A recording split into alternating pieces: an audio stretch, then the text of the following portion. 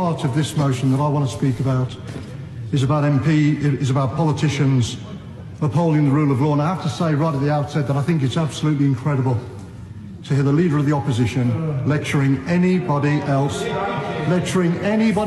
about observing the rule of law. I didn't leave the Labour Party to join another party.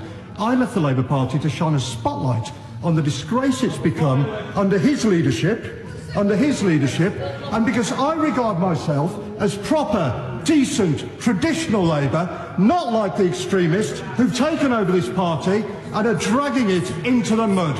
And that's the point I'm going to make in this debate. The Leader of the Opposition, the Shadow Chancellor, these are people who've spent their entire time in politics, working with, defending all sorts of extremists, and in some cases, terrorists and anti-Semites. Remember what these people said about the IRA. It might be ancient history to the Labour Party's new young recruits, but many people will never forget how they supported terrorists responsible for horrific carnage in a brutal civil war that saw people blown up in pubs, hotels and shopping centres. A few weeks after the IRA blew up a hotel in Brighton, murdered 5 people at the Tory party conference, the Leader of the Opposition invited 2 suspected IRA terrorists to Parliament. When the man responsible for planting that bomb was put on trial, he protested outside the court.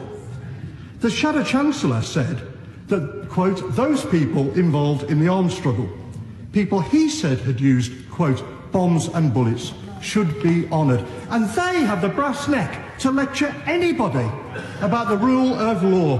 What a disgrace. This is a debate about whether politicians can be trusted to obey the rule of law. And there's not a single Labour figure in the past, not a single one, who would have backed violent street protest, as the Shadow Chancellor did, when he called for, quote, insurrection to bring down the government, or praised rioters who he said had kicked the SHIT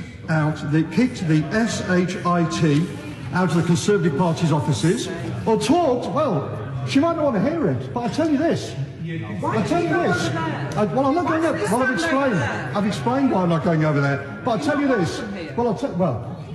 I'm here because because voters in Dudley North sent me here to represent them. As a Labour representative. And my views and the things I stand up for, decency in politics, the rule of law, none of these things have changed, and everybody in Dudley knew exactly what I thought of these people at the last election. And I'll tell you this, and I'll tell the Honourable Lady this, I'm going to make absolutely certain that she's going to have to answer to her voters for these points at the next election. All right? Well, we'll see. Now, you have to answer to yours. Yeah, don't worry about that. And no other senior figure in the Labour Party's history, would have joked about lynching a female member of Parliament. They don't believe in the rule of law abroad either, Mr. Speaker. They always back the wrong side, whether it's the IRA or Hamas and Hezbollah, who they describe as friends.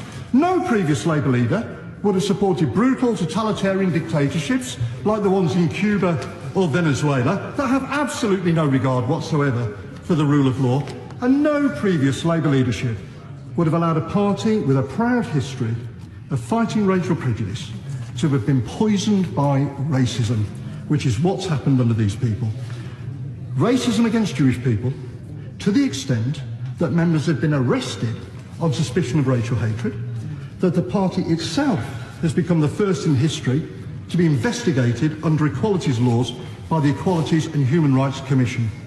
These people and the people around them are a million miles away from the traditional, mainstream, decent politics of the Labour Party. They have poisoned what was once a great party with extremism.